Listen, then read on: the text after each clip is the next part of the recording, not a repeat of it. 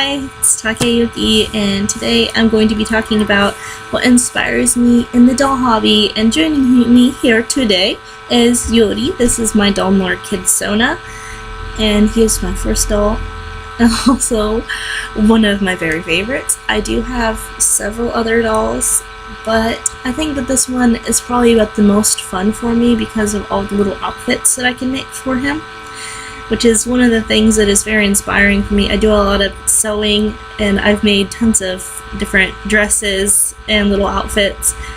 There's not a whole lot that I've made, like, according to a variety of different types, whereas shirts, pants, things like that.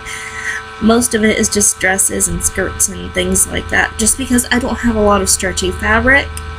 So usually when I end up with something stretchy, it's because one of my own pieces of clothing is getting old and it has holes in it or something. So instead of throwing it out, I repurpose it for doll clothes. I'll show you some photos of some things that I've made, and you can kind of get a look at some of his pretty little clothes. Some of it I still have, and some of it I give away and part of a trade. So let's let you get a look at some of that.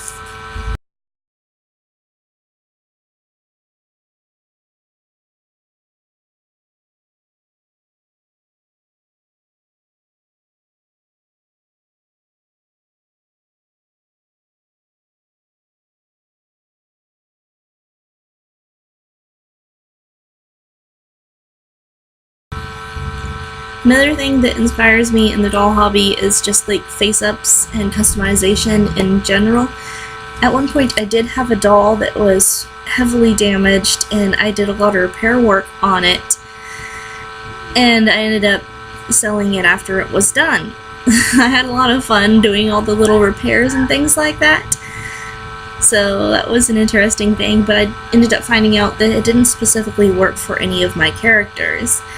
Just the face shape in general was not that great, so I got rid of it and ended up getting some other dolls with it instead. So that's how I ended up with my first Tiny, and how I ended up getting my friend her first BJD for her birthday. So that was an interesting thing. I really like doing face-ups, but I'm really bad at them. However, I do enjoy seeing other people's face-ups that they have done personally, and I enjoy watching the progression videos that some people do showing their work as they create the face-ups. So that is something very amazing and just awe-inspiring. Another thing that inspires me in the hobby would have to be just all the little artwork that I can do with my doll characters. And ever since I've gotten Yori as a character and Rue as a character, even though he's kind of incomplete at the moment, meaning he doesn't have a body and I don't exactly have all the clothes that I want for him, it has really pushed me to try and do more realistic things for my artwork.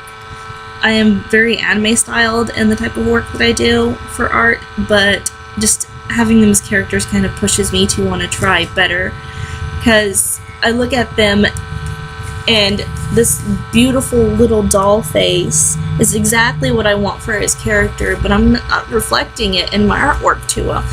So I go back and practice a little bit more, and I'll kind of show you some old work and some newer stuff and kind of give you an idea of where things are at and where they were before I started doing that. So let's see. Here's one very old piece of Rue with the long hair. And let's see if I can find the little short hair one.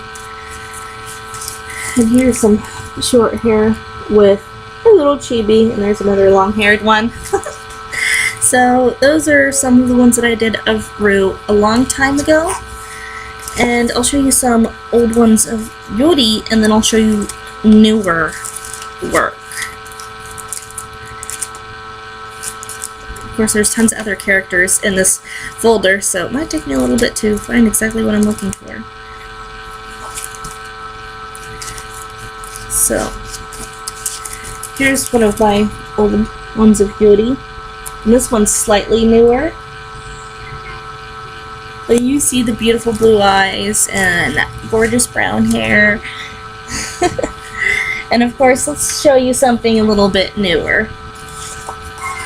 Here's some newer work of Yuri, and I had a little bit of inspiration from a cute little piece that I saw, and I actually do have a Sylveon for my doll, but I really like the shiny version a lot better, and I actually do have Pokemon X, so I went ahead and decided that, you know what, I have a shiny Sylveon on there. Let's make him a Pokemon team. So I did, and I ended up with having this as one of his party, so why not just draw him with it? I did. It was cute. I like it.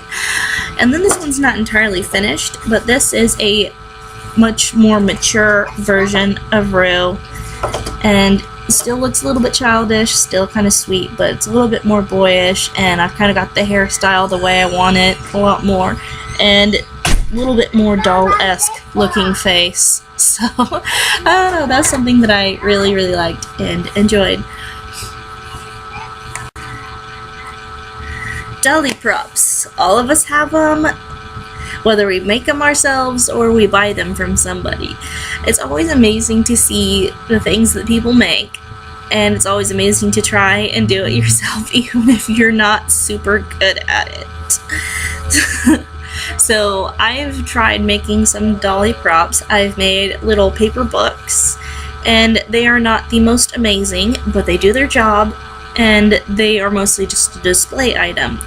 So they go and sit on top of his dresser, and I've made some food props, very simple ones like cookies and lollipops, and some little bread things. They are really cute, but most of them are more USD sized and not specifically to scale for my MSDs, but that's okay because I do have a tiny doll, so that is one thing that is very fun.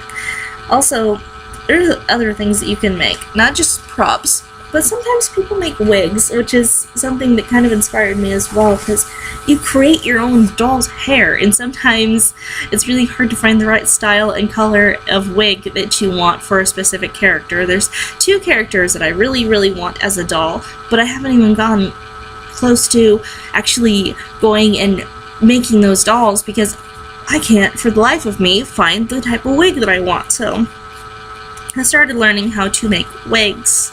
This here is some very cheap alpaca fiber.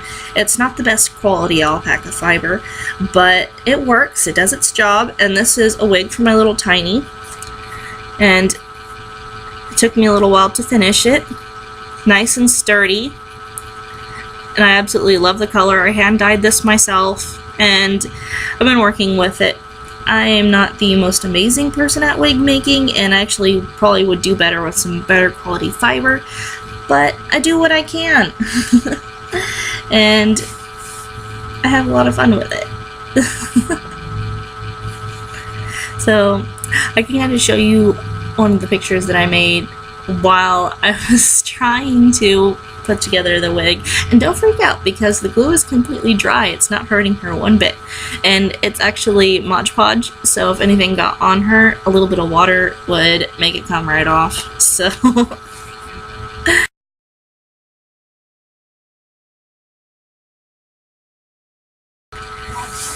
Dolly photography. Every single one of us loves to take pictures of our dolls, whether we're fantastic at it or not. And there are photos that turn out amazing, and some that don't. I do not have a high quality camera, but I have a lot of fun taking photos. And whenever I come out with a really fantastic one, I just love it, and I can't just stand letting it go. I have to kind of keep it there, and I have to just save that photo somewhere, make it as a background for something. Especially when it's your own dolls, you just kind of go a little gaga over the photos when they're so beautiful.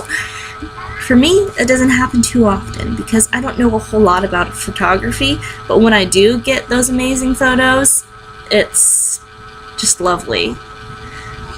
I am very inspired by other people's photos as well. I see some amazing photography in different locations, and I kind of take note of how they position the doll, like the posing and kind of the lighting, and try and get the idea of how I would want to do my own photos. I eventually do want to be able to take my dolls outside and do a photo shoot out there, kind of away from all of people, and just take them out maybe into the forested area and go ahead and do that, because around these apartments it's not very pretty and there's not really a place that I could put my doll and take photos and make it look somewhat realistic. But I'll show you a couple of photos that I've done. Some of them are going to be one of my favorites, and some of them are going to be ones that are just okay.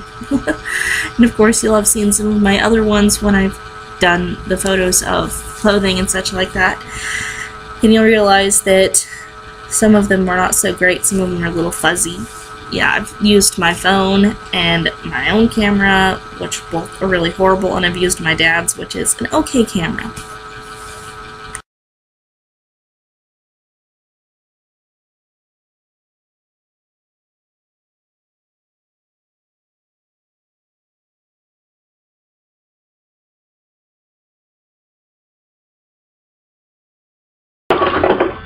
So that's pretty much it for things that inspire me in the doll hobby. Thanks for watching!